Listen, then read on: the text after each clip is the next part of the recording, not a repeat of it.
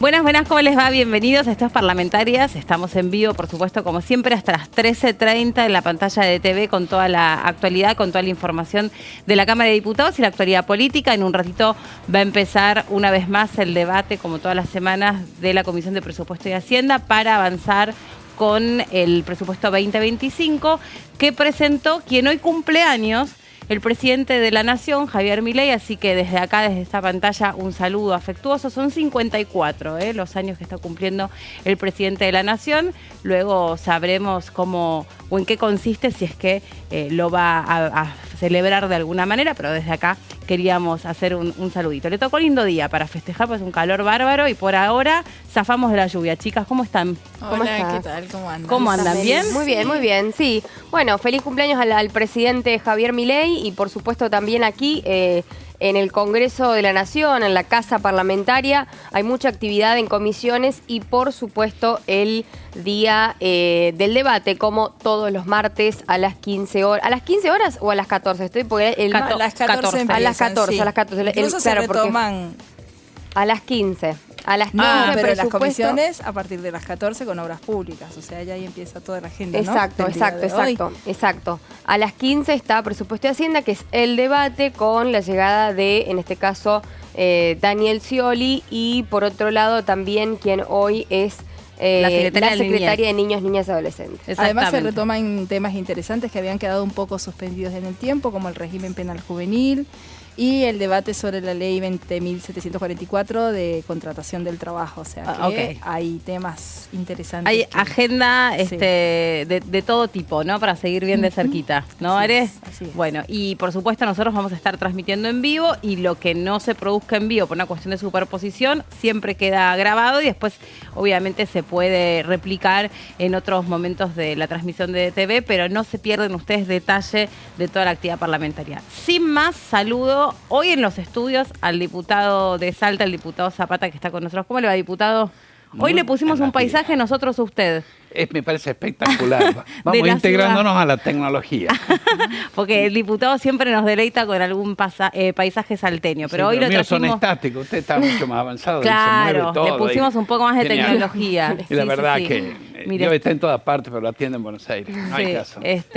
Y por suerte, aparte, lo estamos haciendo pasear por el centro, pero sin tener calor, sin sufrir calor. Todavía con un poco de aire acondicionado acá. Y sin humedad.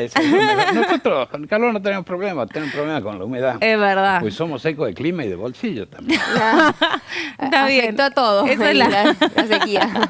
La realidad esa frase, la vamos a tomar. La realidad de todos últimamente. Bueno, hablando de secos de bolsillo, es un presupuesto que es ajustado, porque lo que se quiere es lograr la meta del déficit cero. Entonces, bueno, va en ese sentido. Ahora, ¿le parece que el costo social de poder estar a raya con esa meta del presupuesto cero es un costo que los argentinos están entendiendo? El costo del ajuste, me refiero. Claro, ajustar, ¿qué significa? Encajar dentro de las dimensiones atendibles al gasto público. ¿Para qué? Para que el gasto público no tenga un desborde y que exceda la capacidad de financiamiento con los ingresos propios del Estado.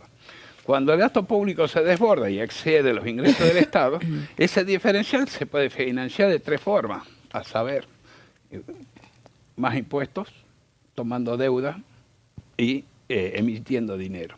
En el primer caso, estamos al borde de la capacidad de absorción por parte de la ciudadanía y quizás hemos excedido la capacidad de absorción de tributo. El peso del Estado en la economía de cada uno de los individuos no lo dimensiona adecuadamente porque los tributos aparecen escondidos en los precios.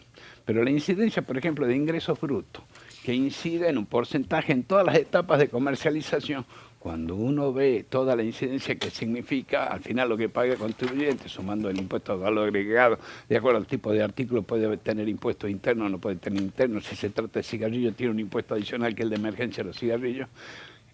En muchos casos uno encuentra que el 50% del precio que paga el consumidor son impuestos. Entonces, financiar ese exceso de gasto con más impuestos es prácticamente imposible.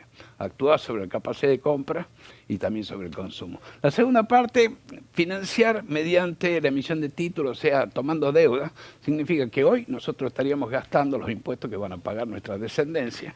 Y resulta bastante injusto que para financiar un festival de gasto de hoy lo privemos de la posibilidad de progresar a las futuras generaciones. De esto la República Argentina ha abusado. Los niveles de deuda han alcanzado en algunas etapas de nuestra vida reciente niveles muy elevados en relación al Producto Bruto, o sea, la capacidad de producir de la economía tiene un nivel de incidencia de deuda muy elevado y esa deuda genera intereses y la capacidad de crecer en la producción es lo que le da la capacidad de atender los intereses. Entonces, tomar más deuda tampoco es un camino viable y emisión monetaria directamente no, porque eso tiene un efecto doblemente perjudicial porque actúa sobre el bolsillo y la capacidad de compra de los que menos tienen, son los que menos se pueden acomodar a la evolución desequilibrada de los precios. Entonces la salida es mantener un equilibrio fiscal estableciendo como parámetro para empezar a asignar las partidas el total o el cuánto un estimado de los ingresos, deducido de ellos los servicios de deuda y a partir de ahí lo que se va a gastar, que se clasifica en dos partes. El gasto ajustable, que son por ejemplo las jubilaciones, los sueldos, llamémosle un gasto inelástico, moneda constante, y el gasto que se llama discrecional, aquello que puede tener alguna merma o reasignación entre las distintas demandas. Estamos ante la verdadera definición de lo que es economía. Cuando yo cursé economía en la facultad, yo pensaba que la definición de economía iba a ser algo rimbombante que me iba a costar estudiar, y mi profesor dijo, la ciencia económica es la que estudia el problema económico. Claro. Qué linda definición. Así de fácil. Y bueno, cuando hay un problema económico, con recursos escasos, tenemos que atender fines alternativos. Bueno, estamos ante el problema económico. Tenemos recursos escasos, fines Usó alternativos. economía de palabras también para definir lo que es la palabra economía. Claro, Podría haber sido un poco más Muy esforzado. didáctico, sí. Pero Hasta- eso me hasta quedó en eso, grabado, ¿no? imagínense, yo me recibí hace 44, hace 50 Quedó bien empecé a el estudiar. mensaje entonces. Hace, Le pasaron bien el mensaje. Fue didáctico, sin duda. Sí. Sin duda fue didáctico. Muy Bueno, claro el tema. El Entonces, tema, bueno, diputado, es cuando esos gastos, o sea, así otro concepto de economía sería cuándo es gasto y cuándo es inversión. Entonces, Sí. ¿cuál sería el límite para poder definir cuándo hay gastos que no son solamente gastos, sino que realmente son inversiones? ¿No? apelo a otra definición también muy explícita. Un gasto es cuando se agota en sí mismo. O sea, que la erogación, la disposición de fondos se agota en un acto. Y existe una inversión cuando esa aplicación de fondos genera alguna capacidad de uso o beneficio en el futuro. No sé, para diferenciarlo. Se agota en sí mismo el pago de los bienes de consumo, por ejemplo, la impresora, para hacer cuestiones diarias de la oficina, ¿no es cierto? Pago el papel de impresora, nosotros llamamos el papel y otra cosa mariposa, ¿no es cierto? Se acabó, ya está gastado. Lo mismo que el gasto de luz transcurre, pasan los kilovatios echando balas por el Sí, medidor. ¿no es cada vez más cierto? rápido. Y bueno, eso es un gasto. En cambio, inversión, bueno, compramos una computadora, entonces la erogación produce beneficio o posibilidad de ser utilizada en el futuro, lo mismo que las rutas, los diques y los tendidos de infraestructura. O la educación. La educación tiene una conceptuación bastante particular, porque de hecho, si uno lo toma separado, los sueldos se agotan en su pago. El tema, digamos, los bienes de consumo, lo único que sería inversión desde este punto de vista que le acabo de definir serían los bancos y los edificios.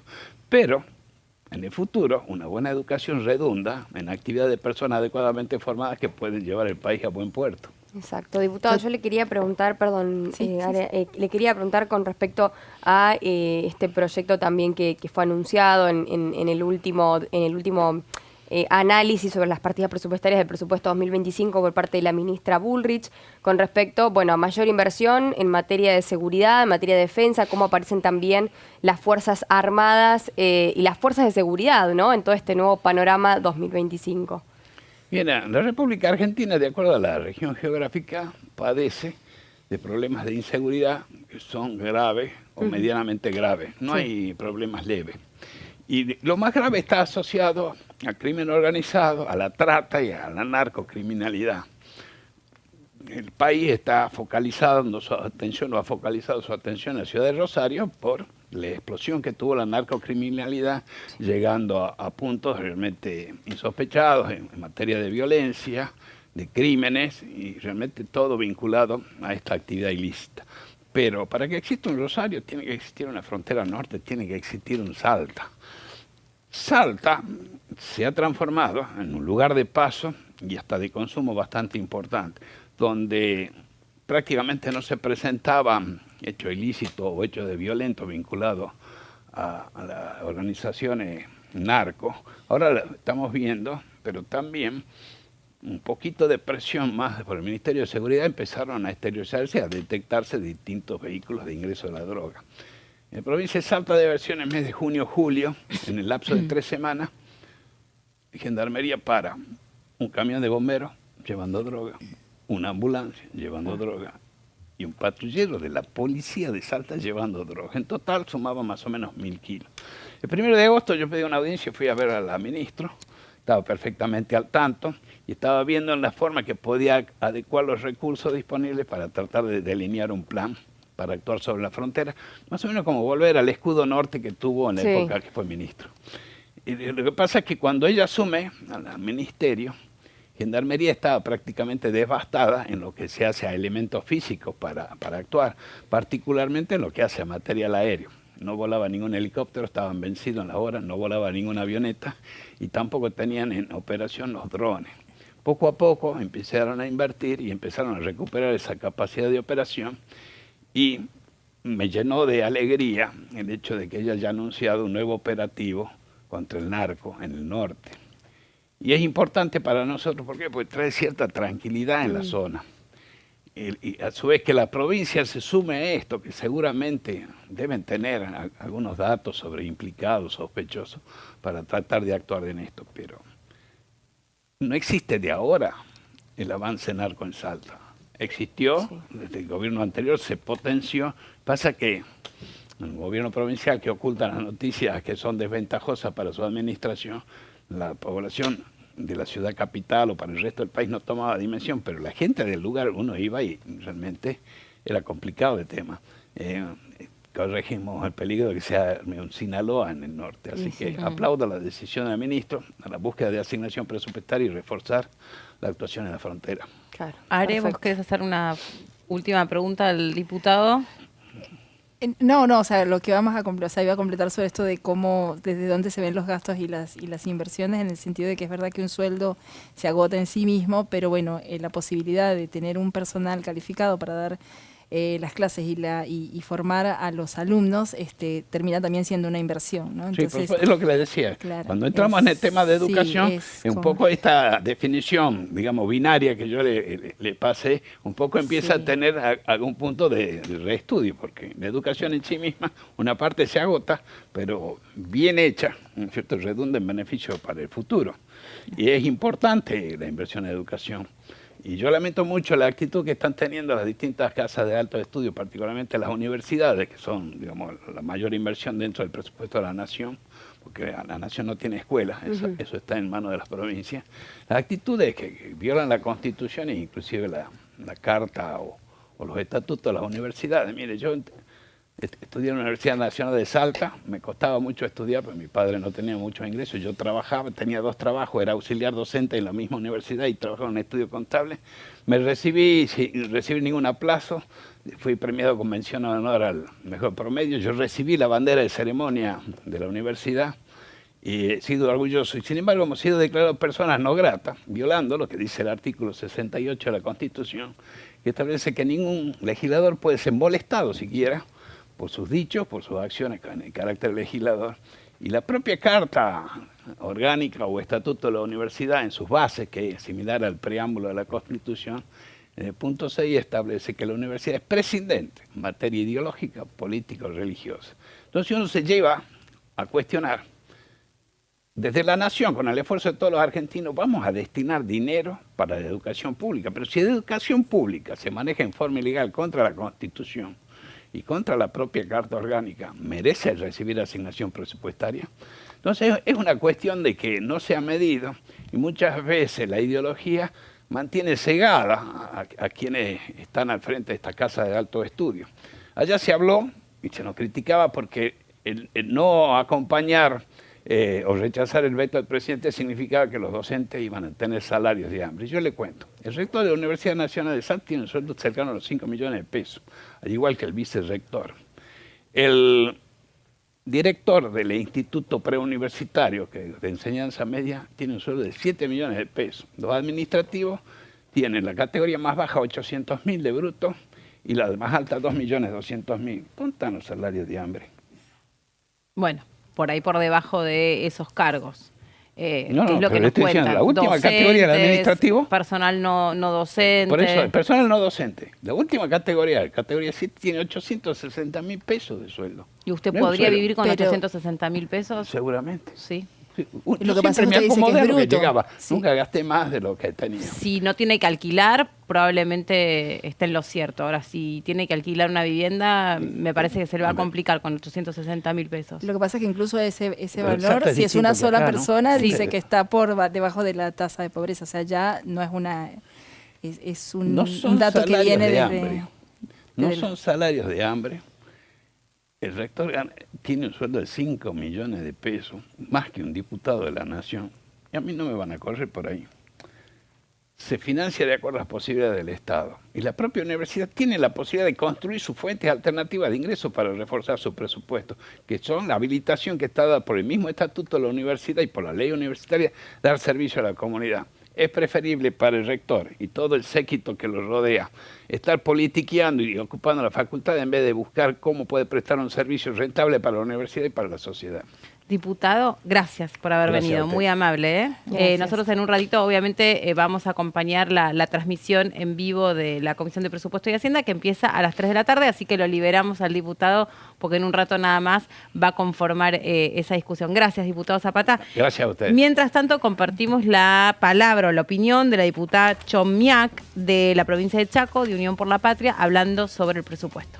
Si bien a mí no me toca ser miembro de la comisión, porque tenemos nuestro representante, en este caso por Chaco está Juan Manuel Pedrini, el diputado Pedrini, que pertenece a nuestro bloque, además también a mi provincia, no es menos cierto que hemos podido, leer el presupuesto y lo estamos haciendo. Y en mi caso particular, como mujer del interior del país, porque soy del interior de la provincia del Chaco, veo con mucha preocupación la falta de recursos, ¿no? No estábamos acostumbrados a visualizar el presupuesto de año tras año y veíamos reflejado allí muchas obras de vital importancia para nuestra provincia, que no es lo que acontece. Imagínese que se prevé un recorte de más de 5.000 millones de dólares en virtud de las provincias, donde se deja de pagar el incentivo docente, como se lo venía haciendo, pero sobre todo en materia de obras de infraestructura, ¿no? Anteriormente, en el ENOSA, por ejemplo, yo podía observar las obras que preveían para mi provincia, en más de 20 o 30 localidades de Chaco. Hoy no se ven reflejadas ninguna de ellas. Es más, hay obras de saneamiento, en este caso de red de agua potable, que justamente están destinadas para el sudeste de la provincia del Chaco, de donde yo provengo, que algunas de ellas que tenían un avance ya importante, ojalá que podamos lograr que puedan finalizar, ¿no? Porque el segundo acueducto es una realidad para nosotros y sí que hoy no se ve reflejado en el presupuesto, ¿no? Bueno, se designó al diputado Hernán Lombardi como el presidente de la comisión bicameral que va a seguir la administración del edificio histórico del Molino, esa confitería mítica. Y interesante lo que decía, ahí estamos viendo las imágenes de lo que supuso, la designación de los integrantes de esta comisión, que básicamente lo que tiene que hacer es rendir cuentas sobre este edificio mítico. Sí. Y interesante. Estaba ocupado hasta 1997, ¿no? Sí. Funcionó hasta 1997 y después fue ocupado. Claro, y después, nosotros acompañamos, ¿te acordás con las cámaras de DTV, las obras de restauración del Exacto. edificio, Que donde quedó espectacular. es un patrimonio histórico entonces y cultural, entonces hay que respetar toda la fisonomía, los materiales y lo que todo eso también comunica, que está la cuestión tangible del edificio, ¿no? Toda la cuestión material y también lo intangible, todo lo que sucedió dentro de la confitería y se pretende que vuelva a tener el mismo espíritu. Ahí estamos viendo que las propias autoridades de las cámaras, el presidente de la Cámara de Diputados Martín Menem y la presidenta de la Cámara de Senadores Victoria Villarroel también forman parte de esta comisión administradora del Molino y el presidente, como les comentaba, es el diputado Hernán Lombardi. Hay otras autoridades, hay autoridades que son más técnicas, que tienen que ver, como les decía, con recibir o recepcionar concretamente las cuentas, que tienen que ver con la restauración y la puesta en valor otra vez de un edificio Exacto. que es hermosísimo. Sí, y que quedan algunas cuestiones también, por ejemplo, servilletas, tacitas, muchos recuerdos también. Muchos trajes. Y muchos trajes, sí, claro, todo lo que es ese patrimonio de este lugar tan importante como es la cafetería del Molino. Ya está restaurado todo lo que es la parte de la confitería, se puede visitar la parte de abajo donde estaban las cocinas. Falta todavía algo de trabajo en los pisos superiores y de todas maneras se puede subir hasta la terraza y ver desde ahí las dos tiene cúpulas. una vista increíble Hermosa. la terraza. Y la verdad es que se han venido realizando eventos muy interesantes desde lo cultural, conciertos, algunas actividades con grupos parlamentarios como por ejemplo lo que sucedió con el grupo de Noruega. Hace poco hubo una degustación de café turco.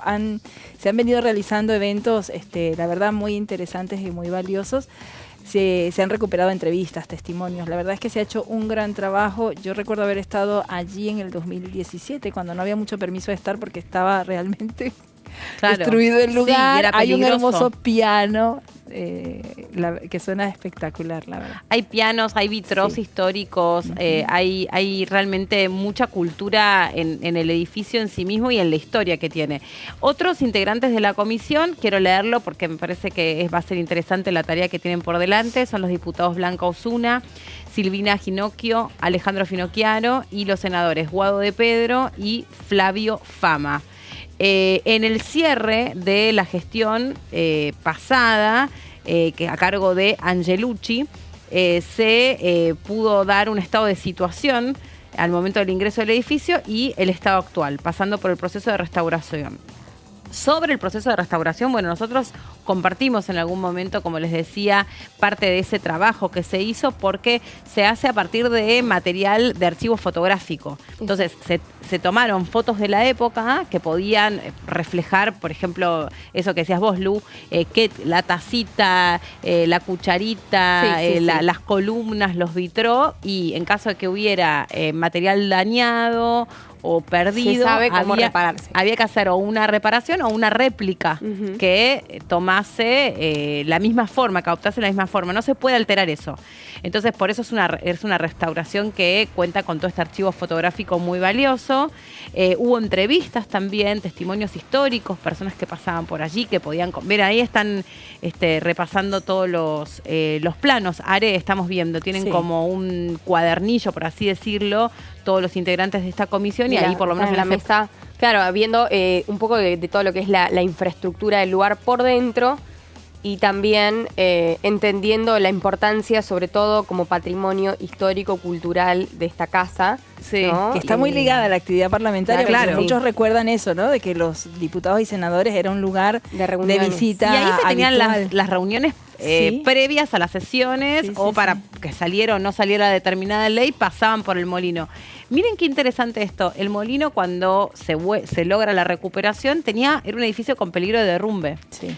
Estaba en un estado muy, muy deteriorado, con lo cual tuvieron que incluso ser asistidos por buzos tácticos que hicieron como toda una revisión de los cimientos del edificio para poder, bueno, dejarlo en condiciones óptimas y que justamente ese peligro cesara, ¿no? Y se pudiese sobre eso, ponerlo en valor de nuevo. Sí, porque el segundo y el tercer subsuelo estaban inundados directamente. Mirá. Por eso era que tuvieron que ir buzos. Perfecto. Bueno, vamos a la pausa, la primera, y ya seguimos con más parlamentarias y les seguimos contando toda la información de aquí en la Cámara de Diputados.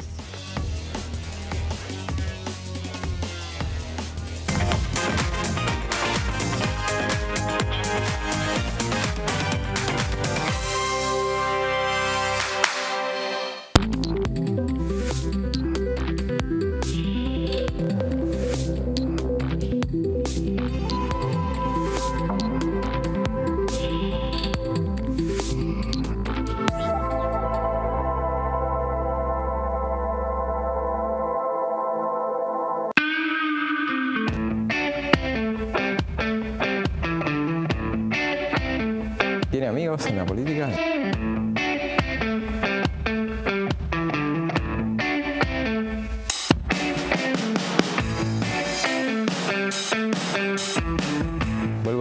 noche tan inolvidable para todos. Estaba con su hija.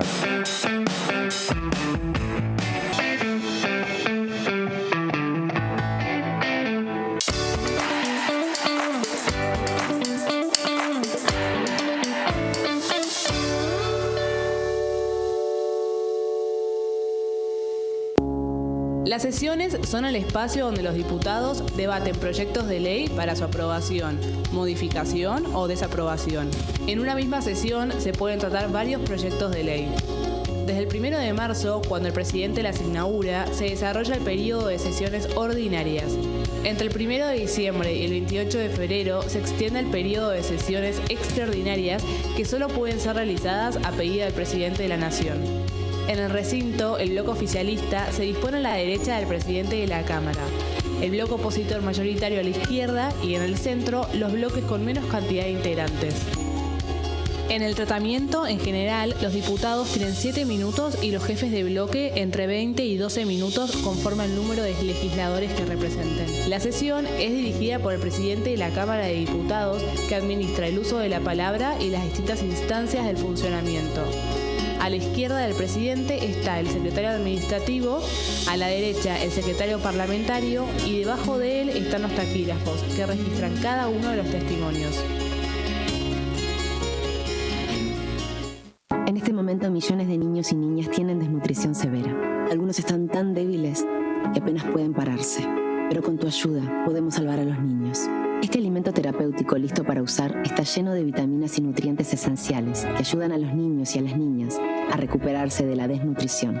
Gracias a personas como vos, ayudamos a salvar a millones de niños cada año. Da un simple paso, dona ahora y ayúdanos a seguir salvando vidas.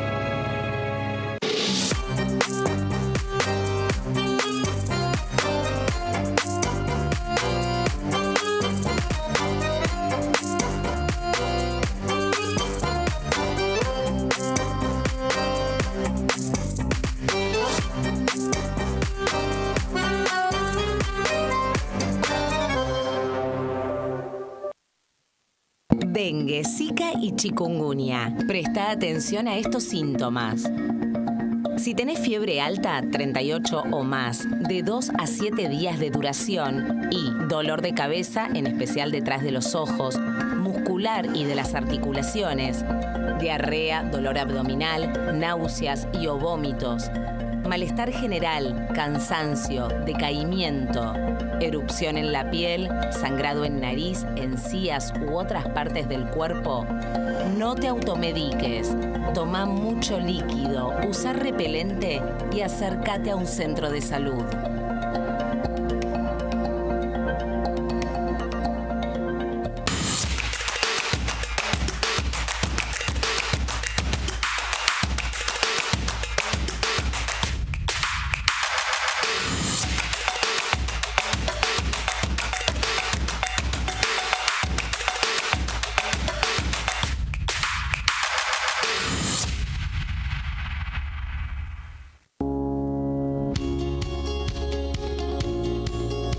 Cuando un proyecto de ley ingresa a la Cámara de Diputados, ya sea creado por un legislador, enviado por el Poder Ejecutivo o producto de una iniciativa popular, se trata primero en las comisiones correspondientes para luego ser tratado en el recinto por los diputados. Las comisiones son el ámbito de análisis y debate sobre los proyectos de ley conformadas por legisladores de distintos bloques. Hay 23 comisiones especiales que tratan temas específicos como el atentado a la AMIA y 45 permanentes que tratan temas vigentes como educación y salud. Un diputado puede formar parte de varias comisiones. Cada comisión se compone de un presidente, un vicepresidente y de 3 a 5 secretarios. La duración de los miembros de las comisiones permanentes y especiales es de 2 años. Para que la comisión funcione debe tener quórum, es decir, un mínimo de 15 y un máximo de 31 a 49 diputados. Las autoridades son elegidas por los propios integrantes de las comisiones, que a su vez son elegidos bajo consenso por sus propios bloques. Para que un proyecto sea tratado en el recinto, debe contar con el apoyo de la mayoría de los integrantes de esa comisión. Al finalizar una reunión de comisión, se dictamina sobre la pertinencia de tratar el proyecto en el recinto. El dictamen propone una resolución o decisión sobre una o varias iniciativas o proposiciones.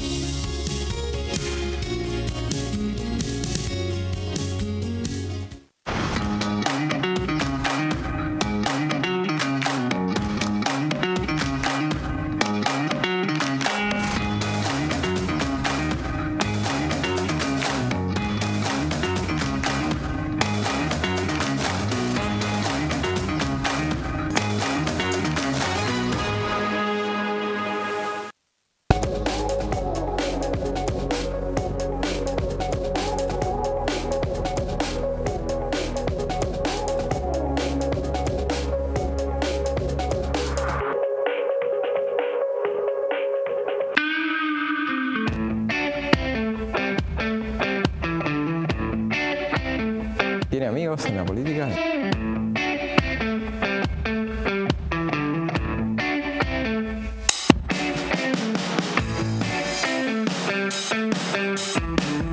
Vuelvo a esa noche tan inolvidable para todos. Estaba con su hija.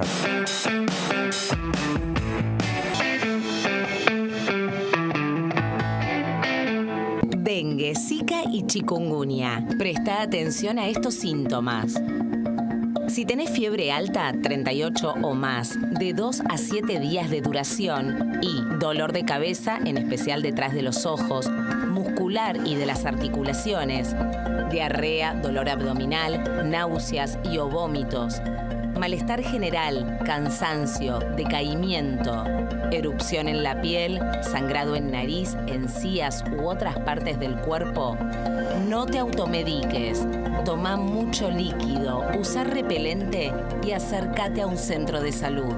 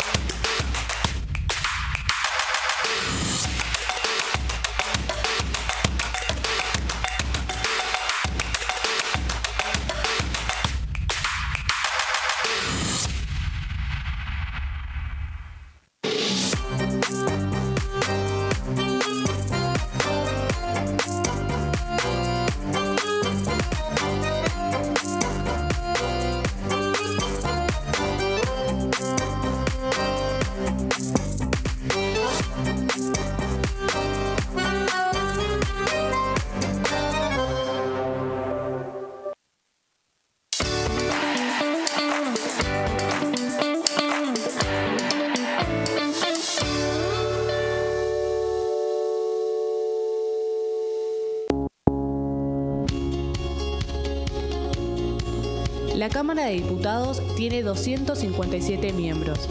Los diputados debaten y sancionan leyes que rigen en todo el territorio nacional. Algunas de las más importantes son el presupuesto de gastos generales del Estado, el Código Civil, el Código Penal, la forma en que se rige el trabajo, las jubilaciones, entre tantas otras.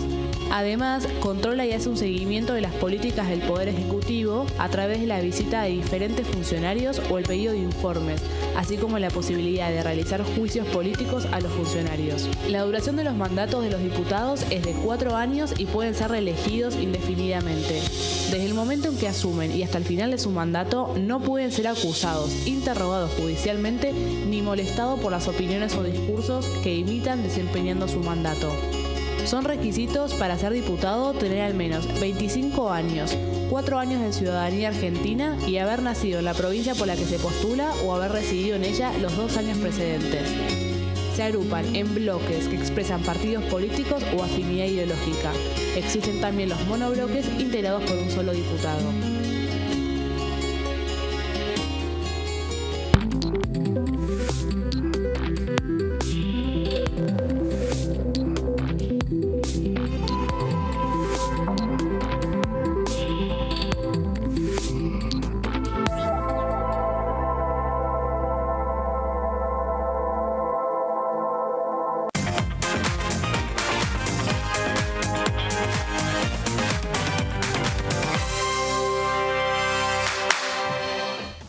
Seguimos adelante, esto es Parlamentarias, estamos en vivo hasta las 13:30 y todavía acá bancamos el calor, pero claro, somos tenemos con qué bancarlo, porque afuera está intensísimo. Lo que sí zafamos de la lluvia. Lourdes, lo que no vamos a zafar es de todo lo que va a pasar hoy en la Comisión de Presupuesto y Hacienda. Mira, hago así. Porque va a estar picante, va a ser entretenido de ver. Soy el meme ese que está atrás del árbol, que hay un actor que está atrás del árbol y que está frotándose las manos. Sí, en realidad porque hoy va a estar muy interesante el debate. Van a llegar dos, en este caso, figuras políticas públicas también a nuestra casa parlamentaria, precisamente a la Comisión de Presupuesto y Hacienda, que es presidida por el diputado José Luis Espert, donde, bueno, continúa el ida y vuelta y el análisis minucioso de los diferentes puntos del debate, del presupuesto 2025. Con esto hay un tema que es importante y es la llegada de Daniel Scioli, quien es hoy el ministro de Turismo, Ambiente y Deportes. Y acá el tema, más allá de lo de la AFA y de todo lo que ya se venía hablando alrededor de esto puntualmente, tiene que ver con los incendios en Córdoba, que ayer lo adelantábamos, que la semana pasada también hablábamos de esto, que ha sido citado para referirse puntualmente a este tema. Tenemos placas, vamos a ir pormenorizando algunos de los temas también que va a estar explicando Daniel Scioli. Se aborda la reforma de lo que es la ley de decretos de necesidad de urgencia, pero esto, ojo, esto es antes, esto también se va a estar trabajando a partir de estos decretos de necesidad de las modificaciones que iba a haber, que se espera, como decía ayer Deb, que se espera que pueda dictaminarse para el día 30 de octubre.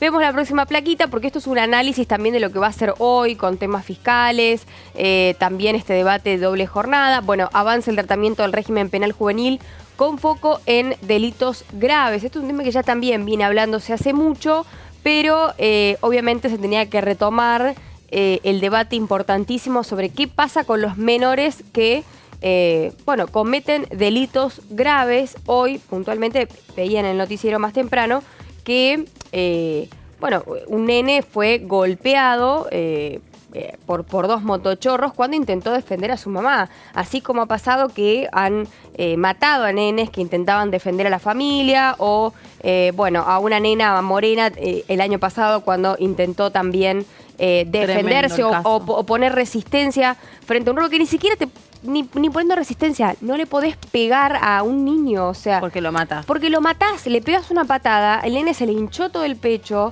se sentía realmente muy mal, y estas son las situaciones, y eran menores, son las situaciones que se están viviendo, porque uno dice, bueno, Rosario, no le comé un dedo, hay un mundo también aparte de Rosario, tenés provincia de Buenos Aires, está la ciudad también, bueno, hay un montón de lugares en el interior del país, diferentes provincias que sufren delitos y que no se hablan, y que en este caso este régimen viene a aplicar y a ser implementado para todo el territorio nacional. Es por eso que es importante que también lleguen especialistas de diferente tipo, abogados, por supuesto también gente del Ministerio de Seguridad, autoridades del Ministerio de Justicia.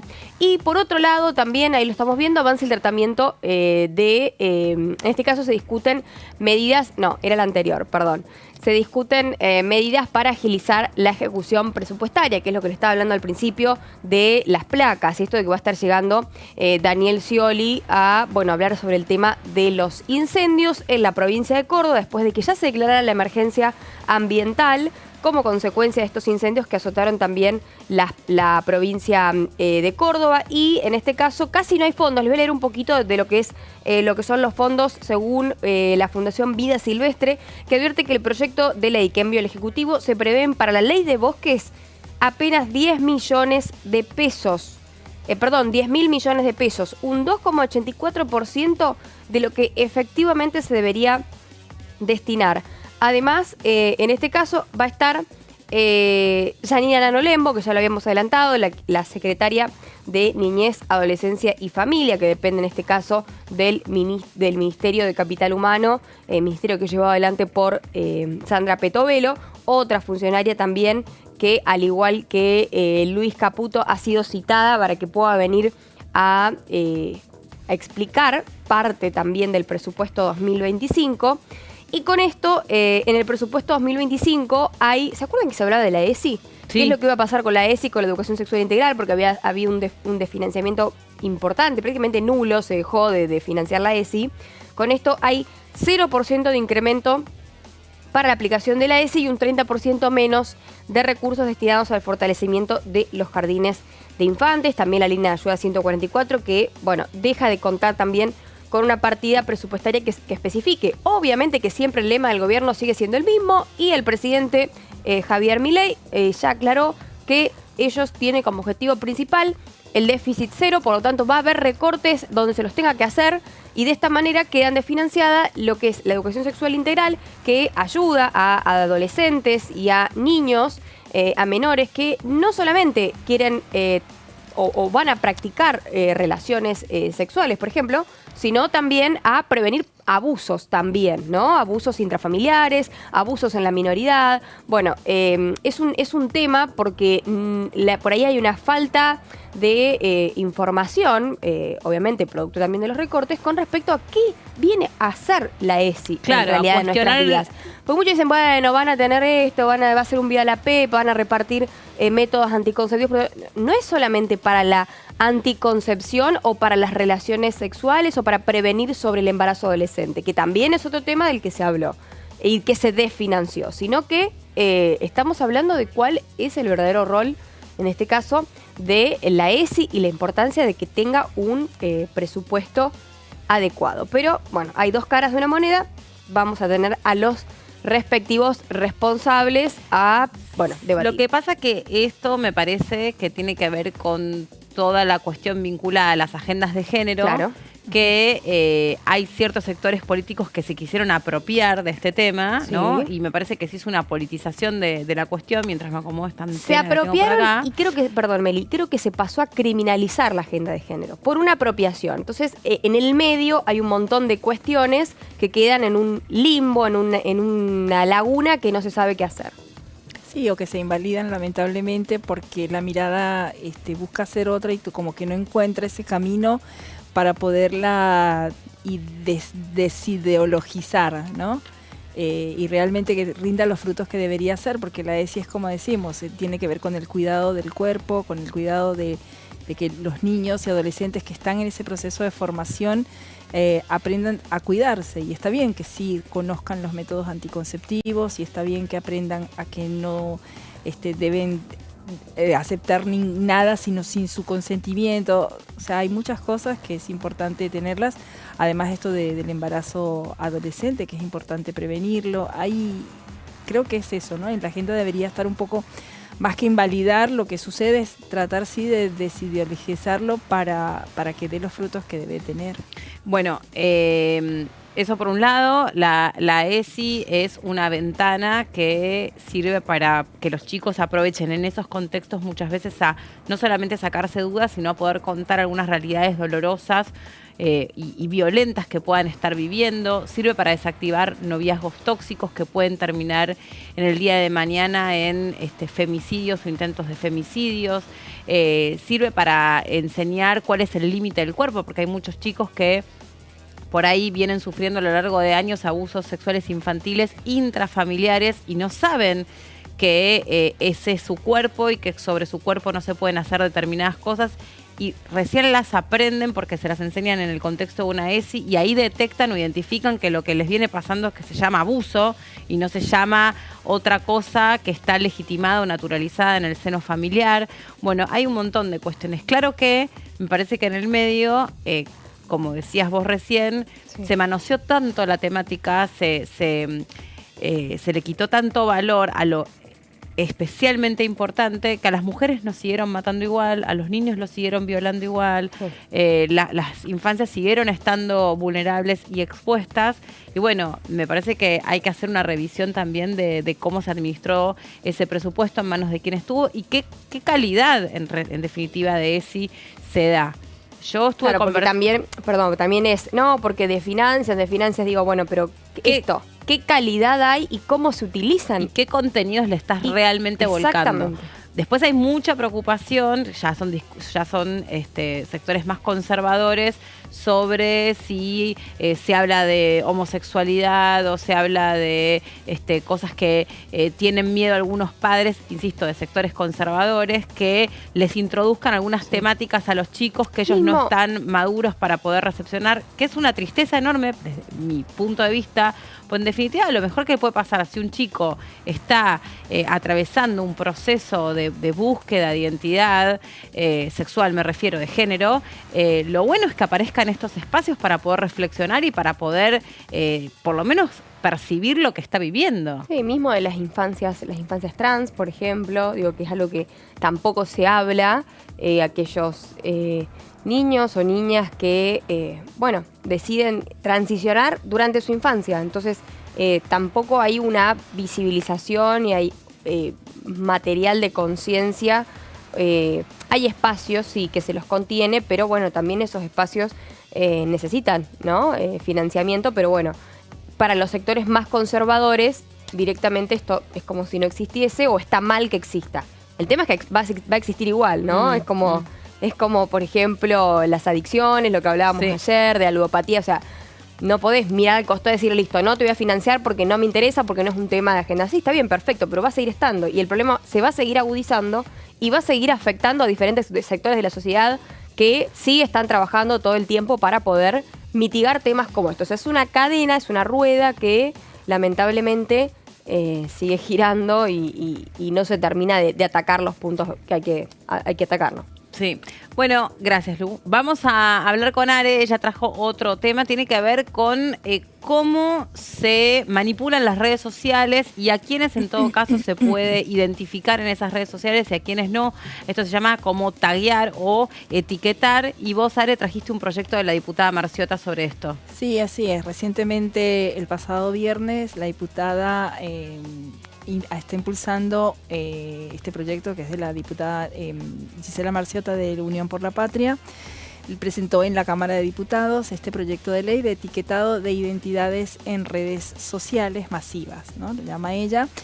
¿Y qué es lo que busca este proyecto? Es la creación de un sistema de etiquetado obligatorio que clasifique a los usuarios en, por un lado, humanos, bots y multicuentas, y que obliga a las plataformas a verificar la identidad de estos usuarios.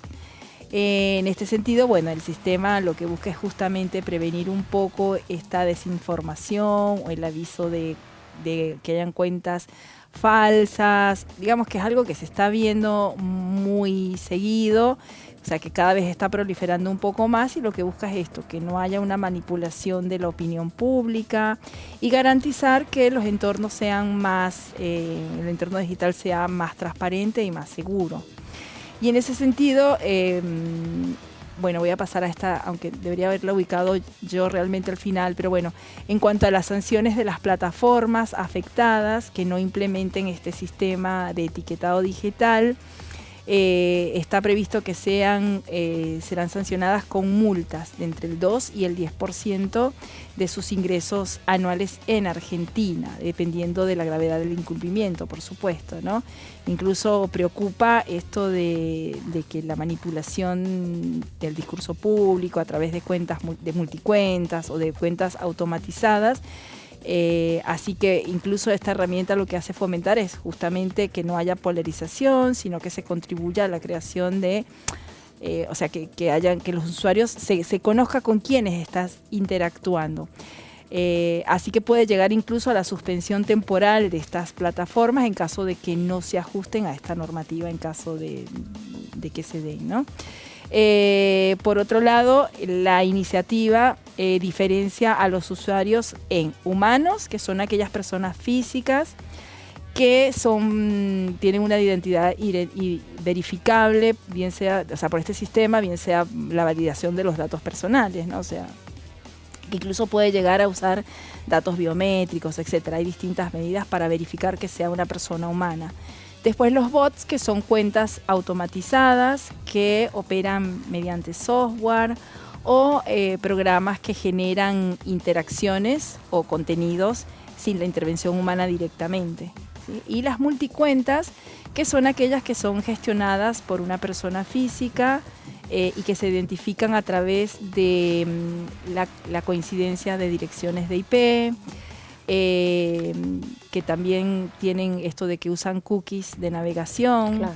O otras huellas digitales que, bueno, que son los dispositivos de cualquier otro medio que logre identificar que pertenecen a una misma persona, ¿no? Entonces, bueno, ¿qué dice la autora del proyecto? Que lo que se busca es que haya más confianza en las plataformas, ya que se permite que los internautas sepan si están interactuando con una cuenta de una persona humana, o sea, personas reales o con cuentas automatizadas, y que estas etiquetas, lo que dice el proyecto, que estas etiquetas deben ser visibles en todos los dispositivos y que estén ubicadas justo al lado del nombre del usuario. O sea, es una de las cosas como para que se pueda realmente verificar con quién estás interactuando. La medida recaería sobre todos los prestadores de los servicios afectados, y estos deberán formular reglas de etiquetado claras, específicas y operables que cumplan con los requisitos de estas medidas. ¿Pero qué vendría a subsanar este proyecto? O sea, ¿qué es lo que le preocupa particularmente a la diputada? ¿Que se etiquete gente que no quiere aparecer? ¿Que se utilice o que se vincule personas en determinadas publicaciones que están hechas con otra finalidad que no es la foto original? Claro, yo creo que como la manipulación de la identidad. Es más que nada la manipulación de identidad, porque a veces no sabes si estás interactuando con un humano o con un bot, ¿sí? Claro. Entonces, ahorita se usa muchísimo la inteligencia artificial, entonces hay muchas cosas que no son personas humanas. Detrás de eso, siempre una persona humana hay. Sí, porque un bot tampoco actúa por sí solo, pero puede suceder que yo interactúe, te conteste algo y el bot responda. Claro, está programado a partir de automatización. Claro, no. Yo te contesto algo y como no sé quién eres y me vas a dar una respuesta que no pertenece a un humano. Por ejemplo, esto dicen que se utilizan a los que los entrenan según la región, por ejemplo, con insultos. Porque hay insultos que son muy, por ejemplo, argentinos. Entonces el robot ya, si vos le decís, ¿qué robot de M? O no sé, algo así. Sí. El robot te dice, no me gusta que me trates así. Te contesta, digamos, entrenado con ese lenguaje propio de cada región. Es que si vas al mismo uso de Siri. Antes era divertido, ya no se usa más, obviamente. Pero cuando se pusieron de moda los telefonitos que usan a Siri, tú le hacías preguntas y todas las respuestas de Siri son automáticas. No son reales. Claro. Pero igual eran divertidas. Obviamente en aquel contexto eran divertidas. Entonces, el tema es que esto se está utilizando en los países de la región. Ya existen iniciativas legislativas más o menos similares a estas. Y se utilizan mucho en campañas electorales, ¿no? Es una de las cosas que fundamenta la diputada. Dice que estas plataformas deben informar además de manera clara a los usuarios cómo se va, porque esto también es una parte importante, cómo se va a usar el procesamiento de estos datos recopilados, cómo se van a clasificar estas cuentas, y tienen que informar de cualquier cambio de modificaciones en los términos y condiciones, porque hay que respetar la Ley Nacional de Protección de Datos, obviamente, en todo este contexto. Claro, ¿no? sí, por eso la protección de los datos, que en esta época es muy difícil de poner a resguardo. Sí, porque tienes que garantizar que tus datos no se va a compartir con otras plataformas, etcétera. O sea, hay medidas de seguridad que deben garantizarse la confidencialidad, asegurar que los datos no sean compartidos, etcétera. Y que que no sean utilizados con fines comerciales o con otro tipo de fines que se transfieran a terceros, tus datos, ¿no? Sí. Pero bueno, lo importante es poder identificar con quiénes estás interactuando, de manera de que haya un proceso o que haya una interacción más transparente y segura en los entornos digitales, particularmente. Bien, bueno, gracias, Sare, sobre todo para seguir legislación que está vigente en otras partes del mundo, en otras regiones, y está bueno estar a la altura o tener condiciones similares, ya que las redes sociales no reconocen de fronteras, así que en ese sentido hay que estar comparando la legislación. ¿Les parece que hagamos una pausa, la última, y nos metemos en el último tramo de parlamentaria? Ya seguimos.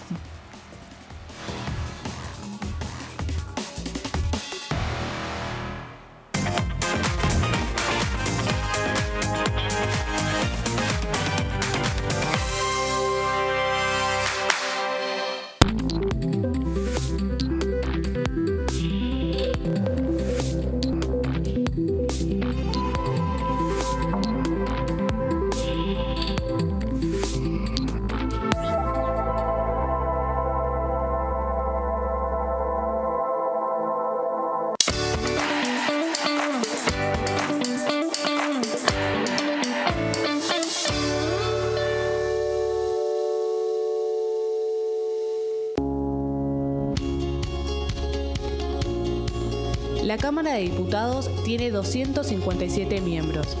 Los diputados debaten y sancionan leyes que rigen en todo el territorio nacional. Algunas de las más importantes son el presupuesto de gastos generales del Estado, el Código Civil, el Código Penal, la forma en que se rige el trabajo, las jubilaciones, entre tantas otras. Además, controla y hace un seguimiento de las políticas del Poder Ejecutivo a través de la visita de diferentes funcionarios o el pedido de informes, así como la posibilidad de realizar juicios políticos a los funcionarios. La duración de los mandatos de los diputados es de 4 años y pueden ser reelegidos indefinidamente. Desde el momento en que asumen y hasta el final de su mandato, no pueden ser acusados, interrogados judicialmente, ni molestados por las opiniones o discursos que imitan desempeñando su mandato. Son requisitos para ser diputado tener al menos 25 años, 4 años de ciudadanía argentina y haber nacido en la provincia por la que se postula o haber residido en ella los 2 años precedentes. Se agrupan en bloques que expresan partidos políticos o afinidad ideológica. Existen también los monobloques integrados por un solo diputado.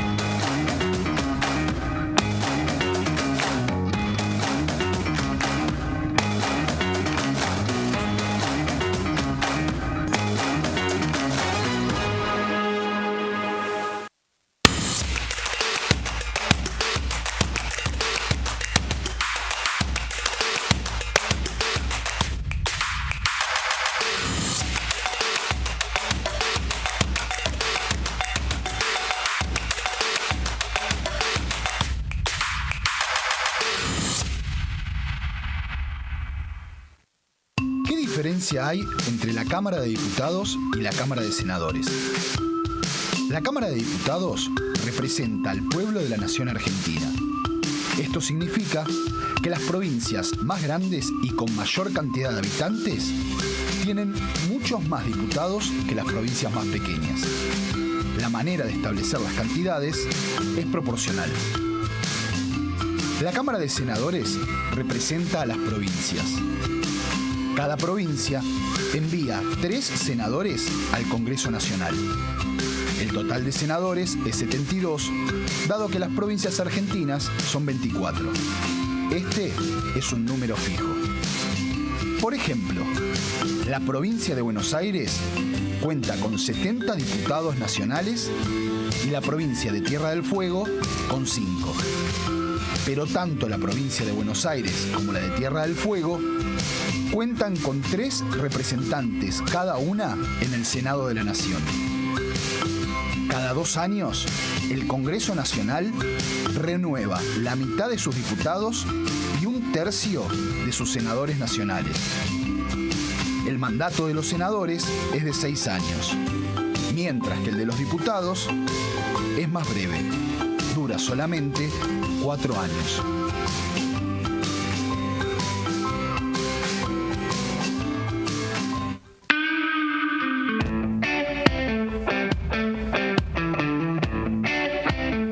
¿Tiene amigos en la política?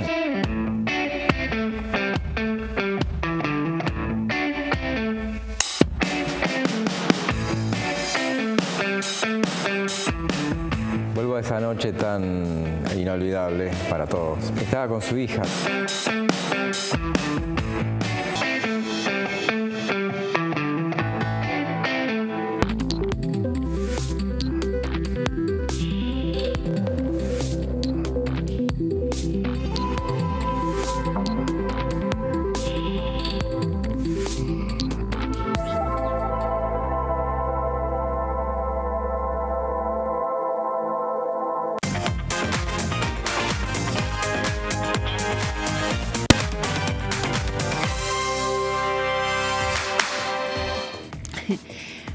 Bueno, estamos de regreso en Parlamentarias y vamos a compartir algo que pasó en Pasos Perdidos, que tiene que ver con un reconocimiento a la Fundación Río de la Plata, que recibió esta mención de honor, que tiene que ver con, ahí está el diputado Alberdi, es una mención que impulsó el diputado Arabia junto con los titulares de la Cámara de Diputados y de también obviamente la Fundación Universitaria Río de la Plata, una fundación que nació en 1970, que tenía como principal objetivo la formación de dirigentes de extracción universitaria, y con 50 años de trayectoria, recibió esta mención especial. Miren, con un Pasos Perdidos colmado de personas y de representantes. Quería buscar lo que había dicho, ¿no?, el miembro de la fundación, el titular de la fundación, de la FURP, así se la acota. Francisco Quintana dijo: una institución que tiene más de 50 años y que probablemente merece este reconocimiento hace varios años. Y lo recibe hoy, tiene que ver con la continuidad, la perseverancia y el compromiso de quienes desde 1970 a esta parte han venido aportando su granito de arena. La Fundación es una institución que a lo largo de más de medio siglo ha promovido el liderazgo en los distintos ámbitos en base a la pluralidad y a la transversalidad. Ahí estuvo también el secretario parlamentario de diputados, ahí lo estamos viendo, a ver qué más, estaba Cristian Ritondo, entre otras personalidades. Y ahí ven varias veces la cara de Arabia, el diputado Arabia, que subió al estrado o al escenario porque es quien impulsó este reconocimiento. Arrancar puede ser fácil, pero mantenerse con el prestigio que lo hacen no es muy frecuente. Nunca tan merecido un premio como la mención doctor Juan Bautista Alberdi, dijo el secretario parlamentario Adrián Pagán. Y estuvo otros diputados que formaron parte de esta entrega, como Nicolás Ema, Cristian Ritondo, ya lo nombramos y lo identificamos, ahí estaba también Hernán Lombardi. Hoy está muy mencionado Lombardi en este programa. Sí. Fernando Iglesias y Maximiliano Ferraro. Bueno, vamos a seguir adelante. Saben que esta era una ley que se venía anunciando, que tiene este nombre poético de hojarascas, pero que viene a desregular un montón de instituciones que hacen que, desde el punto de vista de este gobierno, la vida de los argentinos sea más complicada. De modo que con esta ley hay un montón de organismos que o se desregulan o van a dejar de existir, y en su momento Sturzenegger la denominó la ley Maricondo, que es esta mujer japonesa que incorporó a través de las redes sociales, es una influencer del orden. Entonces es lo que viene, tomando estas analogías, es a poner orden en el Estado. Exactamente, esta ley que, viene a sacar algunas leyes que en este caso ya están vetustas o quedaron antiguas o particularmente atentan contra los derechos humanos, contra la libertad de expresión, pero vamos a contarles algunas leyes que son insólitas. ¿Querés saber qué es lo que están sacando realmente? Bueno, hay cuestiones que lo hablábamos el otro día, como por ejemplo una persona que permite la inhabilitación de cargos públicos a aquel que mande a azotar a una persona. Claro. Bueno, son cosas que ya quedaron en el tiempo. Exacto. Y por lo tanto, algunas por falta, en este caso por cierre o eliminación de las entidades, entonces ya no se pueden aplicar cierto tipo de leyes que eran específicas a ciertas entidades gubernamentales, pero busca derogar en este caso normas obsoletas e insólitas en Argentina principalmente. Qué loco, porque con esto de AFIP seguramente haya leyes que queden en un futuro, ¿no? Que ya no, AFIP dejó, es muy loco. En realidad, por decir, ¿no? Sí, por lo que anunció ayer el vocero presidencial. O sea, que va a ser cambiada los nombres, no es que deja de existir. Por algunos festejaban, decían, vamos a dejar de pagar. No, chicos. No. AFIP cambia de nombre, se va a llamar ARCA ahora. Ya les vamos a contar bien de ese tema. Pero bueno, busca derogar leyes donde se impone cárcel, por ejemplo, por defender en ámbitos internacionales los derechos humanos. Sí, esto es un tema que también es bastante interesante, busca eliminar y todo lo que es limitación de las libertades de los ciudadanos o las libertades individuales, y de esta forma también fueron aprobadas, por ejemplo, por gobiernos militares o en gestiones presidenciales constitucionales del siglo XX. En la próxima placa vamos a ver un poco más de qué se trata estas eliminaciones, ¿no?, de las respectivas leyes. Otro objetivo es derogar la ley que permitía a las fuerzas policiales detener por no tener carnet de mochilero en caso de serlo. ¿Sí? Aquí tiene que ver con buscar eliminar algunas de estas leyes donde, por ejemplo, no se lo de la pueden transmisión color, también te acordás que era otra cosa mencionada. Claro. Y que también uno sorprendía porque decías, estabas de libre circulación y tenías que tener un carnet de mochilero, por ejemplo, por estar conociendo el sur, ¿no? Porque si no, se podía llegar a tomar para, ¿cómo es? Toma antecedentes. Para averiguación de antecedentes. Sí. En caso de que no tuvieras el carnet correspondiente. Eso debe ser de la época del proceso. Sí, por supuesto. Principios del siglo XX. Sí, claro, por eso es que son gobiernos militares o aquellos gobiernos constitucionales del siglo XX. Pretende también simplificar leyes, algunos eliminando requisitos anacrónicos, esto que hablábamos, por ejemplo, del mandar a azotar a una persona, y de inhabilitarla para ocupar cargos públicos. Esto es como que ya quedó en el pasado. Aquellas también que, por ejemplo, impone pena de prisión para los argentinos que defiendan, lo habíamos dicho, en ámbitos internacionales los derechos humanos. También está, en este caso, otro de los proyectos que buscan modernizar el marco regulatorio para mejorar la eficiencia legal. Y otro de los temas también, de las leyes, es como la norma 20.959 de Isabel Perón otorgaba a los legisladores la libre circulación y el libre estacionamiento. Sí, que esa sería más como la ley anticasta, claro. Exactamente, que es un proyecto de la diputada Mercedes Llano de la provincia de Mendoza. Hay pocos ejemplos de privilegio, esto decía Sturzenegger, como el que deja en evidencia esta norma inaceptable en una sociedad democrática. Vos recién hablabas de la televisión a color, ¿puede ser? Sí. Bueno, no específicamente eso, pero sí tiene que ver con la radiodifusión, en realidad con los medios de comunicación, que es la ley 20.983 de 1975, que obligaba a los medios de difusión radial y televisiva a destinar un mínimo de 60 minutos diarios a temas de interés turístico nacional.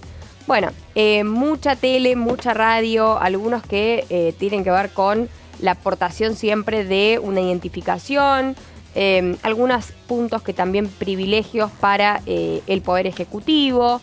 Así que estos son algunos de los temas y las leyes que por ahí uno dice son irrisorias, ya pasaron de moda. No se están implementando porque desaparecieron ciertas entidades gubernamentales, por lo tanto es momento de eliminarlas y para eso está lo que es la famosísima ley de hojarascas, como lo planteó el ministro de Desregulamiento, Federico Sturzenegger. Sí, bueno, hay que conocer obviamente los detalles de lo que trae esta ley, porque es una ley también muy amplia, muy pretenciosa, ¿no? Que incluye... Nosotros contamos 6 leyes que eran...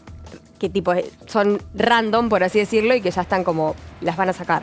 Sí. Pero hay un montón más, tenés algunas anticastas, fiscales. 70, sí. Pero igual, la mayoría son obsoletas, inútiles o han sido ya modificadas por otras leyes posteriores. O sea, realmente... reemplazadas. Está muy bien que sean ya derogadas y bueno, a otra cosa, ¿no? Sí, y además, me acuerdo una que era que se penaba el batirse a duelo, por ejemplo. Cosas que ya no existen más. Con cuchillos, con claro, pulpón, sí. creo. Con la faca, que ya no existe más. Bueno, existe en la cárcel, pero acá no existe más el batirse a duelo. Y antes... Encima era cuestión de honor. Claro, antes era la manera de resolver conflictos y bueno, luego se legisló que se prohibía esa, pero ya también era gracioso que existiera cuando ya nadie se bate a duelo, ¿no? Se citan y se dan trompadas y patadas, sí, pero no es una batida a duelo como la tradicional. No, porque uno también está viendo que algunas cosas tristemente vuelven, ¿viste? Esto de citarse y darse con todo a patadas, piñas. Exacto. Que son cosas bestiales que uno ve sobre todo a la salida de los colegios. Un horror.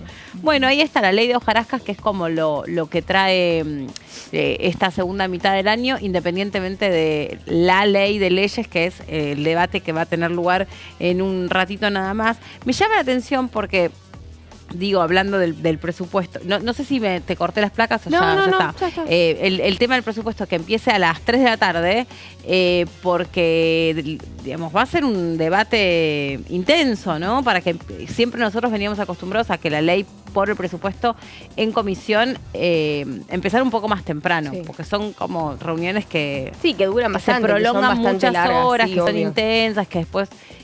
pero bueno, mucho ida y vuelta. Qué sé yo, hay que ver también cómo vienen las agendas de los funcionarios. Sí, igual hoy adelantaban, no sé, en noticias que estuve leyendo esta mañana, que La Libertad Avanza pretende que la ley llegue acá al recinto el 26 o 27 de noviembre y que tienen estimado que para el 12 de noviembre ya se esté dictaminando. Por eso, de hecho, creo que no solamente hay reunión hoy, sino que creo que también va a haber una reunión el jueves, o sea, que están tratando de acelerar los procesos de debate del presupuesto. Claro. Sí. Bueno, en un ratito vamos a contarles, eso va a tener lugar a las 3 de la tarde, pero no es el único tema que va a concitar la atención en el día de hoy. Are, vos hablabas al principio, o hacías una introducción respecto de que se vuelve a meter esta semana en el debate el régimen penal juvenil. Sí. Eso tenías preparado. No, traigo preparado. me equivoqué. Igual tiene que ver mucho con eso. Tiene que ver mucho. Vos me tenés mucho que con dar la eso. razón siempre igual. Esto es Tenés que televisión. decir que Nelly, sí, obvio, después cambiás el no, tema. ¿Cómo no va a pero en tener realidad iba a razón? hablar de otra cosa, pero bueno. No, siempre me tenés que por dar la eso, razón. Vamos de obvio. nuevo, Are, Sí, querida, dale. Empecemos, dale, a ver. Espera que busco acá. Retomamos. Bueno, no, contame vos, así no meto la... Reforma del Código Penal. Exactamente. Bueno, Are, genial. Pero tiene que ver, obviamente. Por supuesto, no podía ser de otra manera. Si tenemos que hablar del régimen penal juvenil, obvio que está dentro del Así Código me gusta, Penal. esa es la actitud. Ahí va. Eso, obvio. Porque además la tienes, o sea, no es que te la doy por dártela, no. Tienes razón, absolutamente, porque tiene que ver justamente con esto. Y creo que es interesante, porque ya en el 2015 se dio un proceso muy parecido, pero con el Código Civil. Ahora, lo que se busca es reformar el Código Penal. Antes de entrar en las placas, les cuento que ha habido la creación de 17 comisiones que han tratado de reformar el Código Penal y que no habían llegado a buen puerto. Bueno, esta vez se creó la comisión de trabajo para la elaboración de un anteproyecto, porque esto, claro, al ser una ley tan amplia, el Código Penal, que ha tenido tantas modificaciones, ahora vamos a decir cuántas, primero hay que elaborar un anteproyecto de ley, de reforma y actualización del sistema de lo que es el Código Penal de la Nación, que concentre toda la legislación penal en un solo cuerpo normativo. O sea, la idea es que haya un texto ordenado, ¿sí?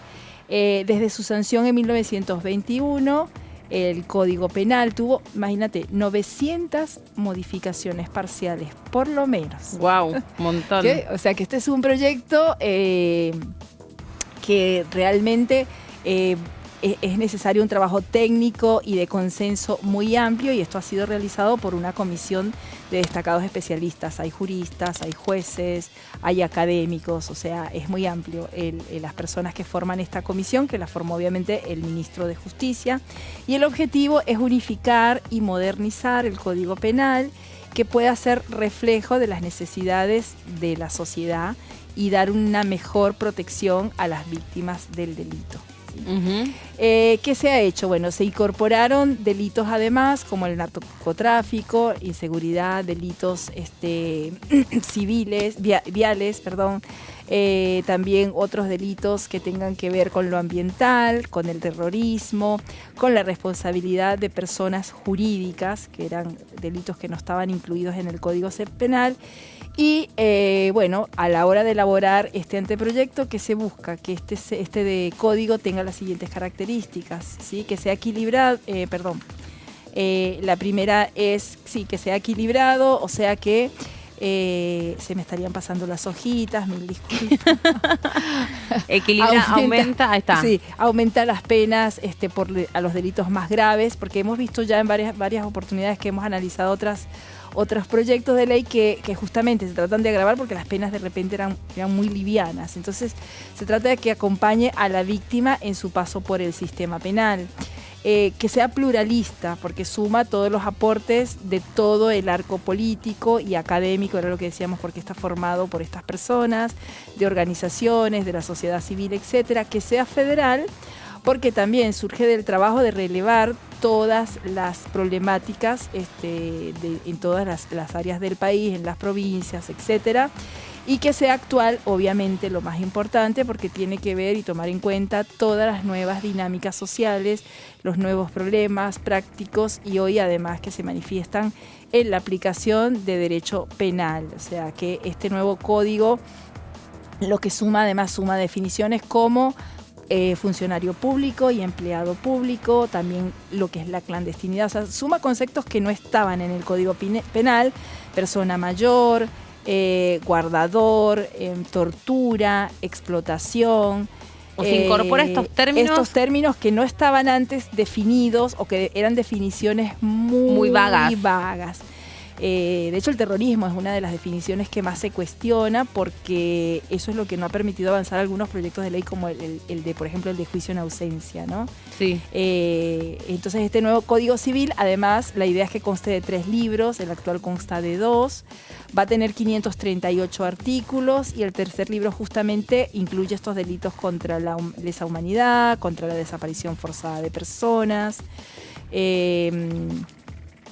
también lo que es el genocidio, los crímenes de guerra, la administración de justicia de la Corte Penal Internacional, o sea, todo lo que es el tratado, que obviamente si esto es de 1921 y la Corte del 2000 y tanto, no estaban previstos, y de esta manera, bueno, lo que se busca es aplicar reglas específicas que sean como la imprescriptibilidad, que tampoco existía en su momento, la inaplicación del indulto en algunos casos, de la amnistía, de jurisprudencia universal. Aparte de esto, también incorpora al código todo lo que es la jurisprudencia nueva, ¿no? Abarca también esto, y por eso me parece interesante porque hoy en el Congreso realmente hay muchos proyectos de ley que tienen que ver con el Código Penal, como esto que decíamos del juicio en ausencia del imputado, el juicio por jurados, así que va a ser interesante que se avance con este anteproyecto, que luego pasará al Poder Ejecutivo y que termine siendo un texto ordenado que nos permita realmente que todas las normas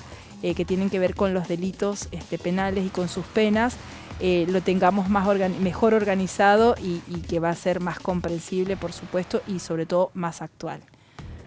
Así que bueno, eso se ha realizado este anteproyecto que se había tratado en otras ocasiones. Bueno, finalmente ya se cuenta con este anteproyecto. Son etapas, todavía obviamente esto tiene que pasar al Poder Ejecutivo, el Poder Ejecutivo lo analizará antes de que llegue aquí a la Cámara de Diputados para que tenga el debate que corresponde. Perfecto. Bueno, es interesante y es importante, lo que pasa es que genera mucha polémica hacia dónde se reforma el Código Penal.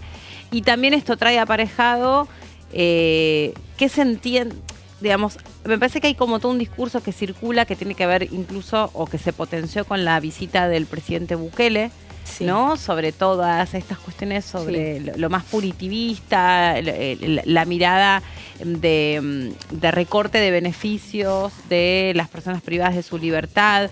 ¿Qué es lo que hay que hacer con, digamos, en definitiva qué es lo que hay que hacer con alguien que tiene problemas con la ley? Y por qué, si querés, el por qué termina teniendo problemas por la ley, me parece que es lo que queda como más afuera de estos debates y esta discusión, pero que en todo caso el trabajo en comisión tendría que traer parte de esa discusión que no puede quedar exceptuado, ¿no?, de estas reformas. Es reflexionar, bueno, ¿cuál es la diferencia entre el que roba por hambre, el que roba por maldad, el Código Penal lo reconoce, pero hay como toda una mirada muy general de, bueno, el que termina... Sí, porque también tenés derechos humanos, digo, hay un montón de cosas, derechos del niño, derechos del adolescente, o sea, hay un montón de puntos que van en el medio de todo este debate de el que roba por hambre, el que roba porque no le quedaba otra que robar, porque estaba en un contexto...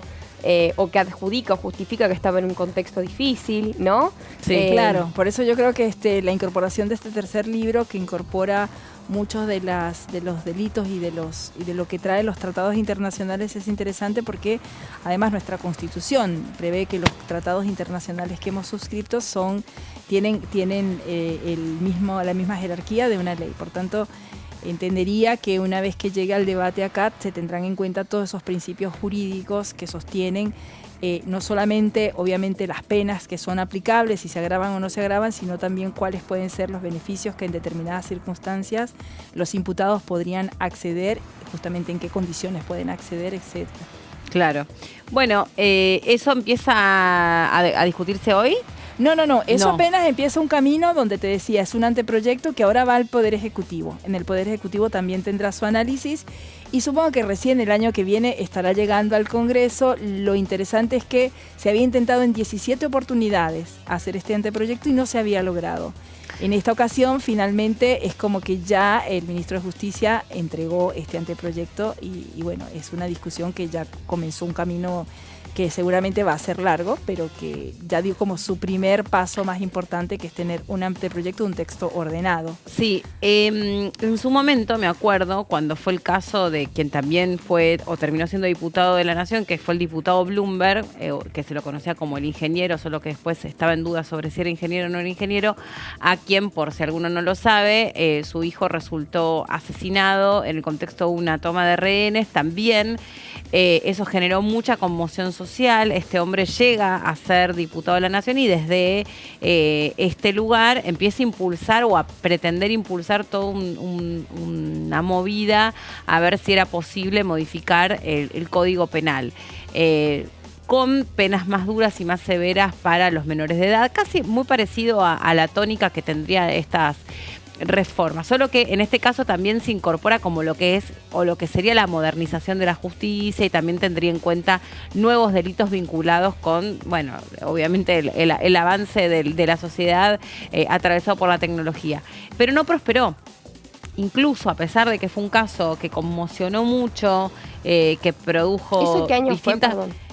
2002. Ay, no recuerdo. 2000, yo diría 2002, 2001, pero no me ya pasó. No me acuerdo, años, ¿no? sí, Pero no años. quiero inventar porque realmente es como que la fecha en sí no me acuerdo, pero bueno, fue una época también donde los secuestros express estaban a la orden del día. No, debe haber sido por esa fecha, 2002, sí. Sí, y en este caso, terminó de una manera tremenda, trágica, horrible, muy, muy triste. Sí, porque además era justamente en el momento en el que se esperaba que 23 de liberaran. marzo de 2004. Fíjate, y fue en el momento en que se esperaba en que el chico iba a ser liberado y sin embargo fue asesinado. Porque también eso trajo aparejado, yo que en ese momento trabajaba en un noticiero muy importante, eso también trajo aparejado algo muy interesante que no logra ser del todo regulado por la sensibilidad que esto produce, es el cómo cubríamos los noticieros y las señales de noticias 24 horas este tipo de hechos.